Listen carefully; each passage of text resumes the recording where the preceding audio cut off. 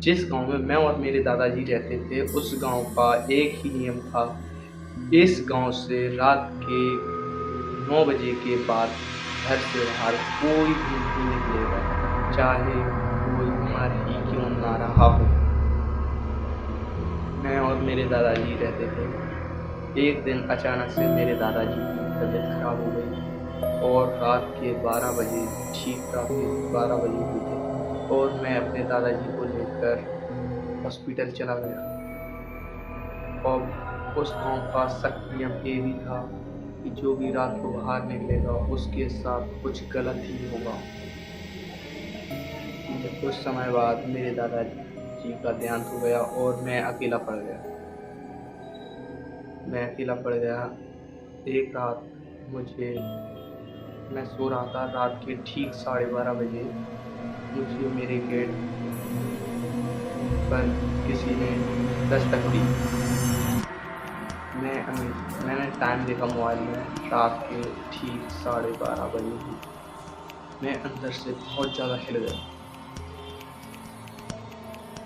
और मेरे बगल वाले कमरे से चिल्लाने की आवाज़ आने लगी। कोई भी ऐसे चीख के चिल्ला रहा था, इतना चिल्ला रहा था, बहुत ही ज़्यादा। मैं अंदर से बहुत डर भी चुका था, पर क्या करता, मुझे वो आवाज़ें बहुत ही ज़्यादा चुभ रही थी।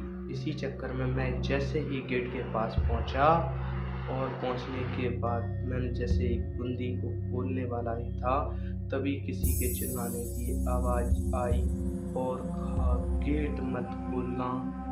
मैं और भी ज़्यादा डर चुका था और इतना सुनते ही मैंने कहा, कौन है? बस मेरे कमरे के बगल वाले कमरे में से आवाज़ आना एकदम से बंद और वो जो आवाज़ आई थी कि गेट मत खोलना, उसकी आवाज़ में जैसे ही आवाज़ आई और बोला, मैं तुम्हारा दादा।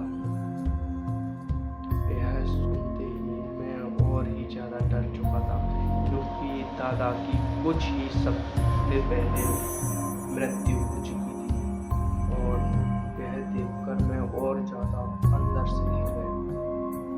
यह देखकर मुझे कुछ अजीब सा लगा, लेकिन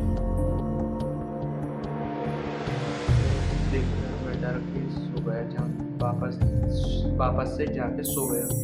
जैसे ही मैं सुबह उठा और बाहर बड़े बड़े अक्षरों में लिखा था, मैं दादा नहीं हूँ।